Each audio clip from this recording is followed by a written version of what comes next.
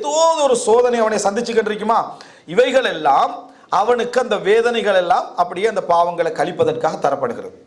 இதே ஒரு காபிராக இருந்தால் அல்லது ஒரு பாவியாக இருந்தால் அவன் உணர்ந்து திருந்துவதற்காக தரப்படுகிறது. உணர்ந்து திருந்துவதற்காக தரப்படுகிறது.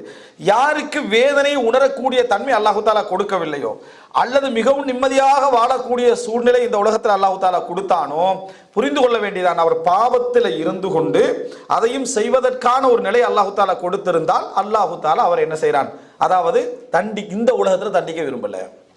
எல்லாம் என்ன மறுமை பாவத்தை அழிக்க விரும்பலாம், முழுமையாக சேர்த்து கொடுக்க நினைக்கிறான். ஏன்னா குர்ஆன் வசனத்தை நம்ம பார்க்கிறோம், அவர்களை சோதனைகளாலும் கஷ்டங்களாலும் நாம் பிடித்தோம், அவர்கள் பணிய வேண்டும் என்பதற்காக. அர்த்தம் என்ன? கஷ்டங்களை கொடுத்தது அவங்க திருந்த வேண்டும் என்பதற்காக. அவர்கள் ஞாபகப்படுத்தப்பட்டதை அவர்கள் மறந்த பொழுது வானங்கள் பூமியுடைய ரஹ்மத்துகளை அவர்களுக்கு திறந்து விட்டோம் என்றாலாம். ஞாபகப்படுத்தப்பட்டதை அவர்கள் மறந்த பொழுது வான